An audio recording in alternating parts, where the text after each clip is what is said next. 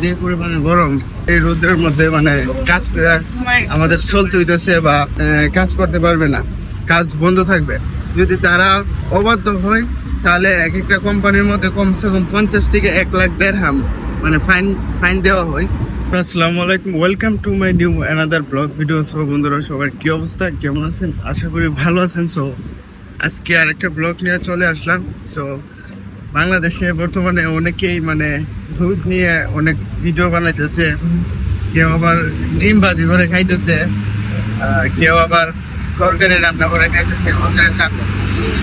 তো আমি বলি কি, মানে দুবাইয়ের যে রোদ কি বলবো, বাংলাদেশে তো সর্বোচ্চ 40-42 এর উপর ওঠে না, আর দুবাইতে দেখা গেল কি প্রায় অলরেডি মানে সবসময় অল টাইম মানে 44 এবং কি 46 পর্যন্ত থাকে সবসময়। তো মানে একবার চিন্তা করে দেখেন, এই রৌদ্রের মধ্যেও মানে মানুষরা কাজ করে, অনেকেই মানে কাজ করে বা হাঁটা চলাফেরা করে মানে চলাফেরা করতেছে, তারপরও কোনো সমস্যা হইতেছে না। আর বাংলাদেশে মানে মাত্র 40-42 মানে এই পর্যন্তই, এর ভিতরে মানে এত কিছু। সো ভাবলাম আমি আপনাদেরকে মানে কথাগুলো শেয়ার করি। সো দেখেন মানে দুবাইয়ের যে পরিস্থিতি, দুবাইতে শুধু দুবাই না, ওমানও সেম এবং কি সৌদিও সেম। মানে এই দেশগুলোতে প্রচুর পরিমাণের মানে রোদ থাকে, তারপরেও মানে মানুষরা, আমরা যারা প্রবাসীরা আছি, তারপরেও এই রোদের মধ্যে মানে কাজ করে আমাদের চলতে হইতেছে। আমরা ওইরকম কোনো টেনশন নাই বা প্যারা নাই, মানে ফ্যামিলির মুখের দিকে তাকিয়ে বা ফ্যামিলির কথা চিন্তা করে মানে আমাদের থাকা লাগতেছে।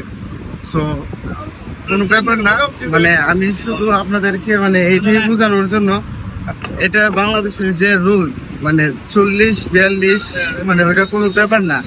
এখানে যেহেতু আমরা 44-46 পর্যন্ত মানে তাপমাত্রার মধ্যে আমরা হাঁটা চলাফেরা করে থাকতে পারি, এবং কি মানে এখানে মানে দেখা গেল কি 48 পর্যন্ত যায়। আর দুবাইয়ের সরকারের আইন কারণ অনেক ভালো, যার জন্য মানে দুবাইতে মানুষ চলাফেরা করে মজা পায় এবং কি চলাফেরা করে থাকতে পারতেছে। এর কারণ হচ্ছে এই যে বিল্ডিং কন্ডিশনের কাজ হয়, মানে বড় বড় বিল্ডিং গুলো যে বানায়, তো 48 তাপমাত্রা বা মানে 40-এর উপরে উঠলে কাজগুলা বন্ধ করে দেওয়া হয়। কেন? কারণ এটা সরকারের আইন। যারা মানে এই কোম্পানির মালিক মানে মেন মালিক, তাদেরকে অবজেকশন দেওয়া হয়, তাদেরকে নোটিশ পাঠানো হয় যে লেবারগুলা কাজ করতে পারবে না, কাজ বন্ধ থাকবে। যদি তারা অবাধ্য হয় তাহলে এক একটা কোম্পানির মধ্যে কমসে কম 50 থেকে 1 লাখ দিরহাম মানে ফাইন দেওয়া হয়। এর কারণ হচ্ছে তারা সরকারের আইন না মানার কারণে। আর 50,000 দিরহাম যদি ফাইন দেওয়া হয় তাহলে তো বুঝতেই পারতেছেন মানে কত টাকা। দুবাইয়ের 1 দিরহাম বাংলাদেশের অলমোস্ট এখন মনে হয় বিকাশের রেট আছে 34, আর বিকাশের রেট আছে 34, আর ব্যাংকের রেট আছে হচ্ছে 31-32, আবার বারে হাফ ডাউন করে। তো এটা না মানে আমি এটাই বুঝাইতে চাইতেছি।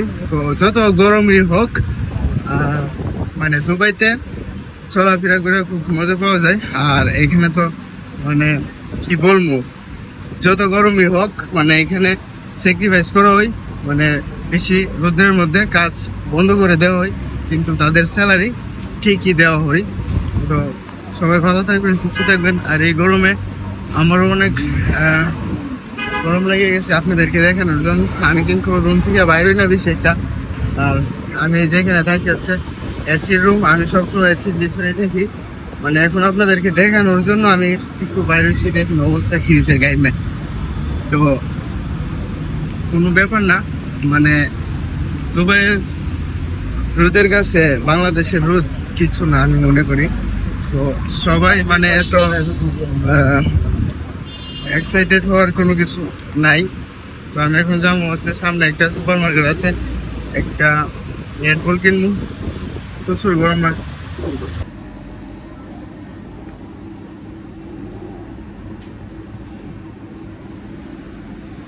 কি বলবো, এই গরমের মধ্যে রেড বুলটা খাওয়া খুবই উপকারিতা। মানে কি বলবো, আমি যখনই বাইরে বের হই কারণ এখন তো গরম না, এই রেড বুলটা খুবই উপকারী জিনিস। তো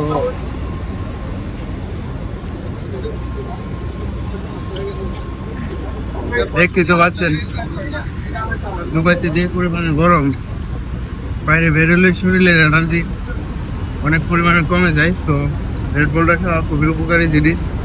তো আজকের ভিডিওটা এতটুকুই থাকলো, এখন আমি রুমে চলে যাবো। সবাই ভালো থাকবেন, সুস্থ থাকবেন, আল্লাহ হাফেজ। ভিডিওর জন্য সবাই অপেক্ষা করবেন, পেজটা ফলো দিতে ভুলবেন না।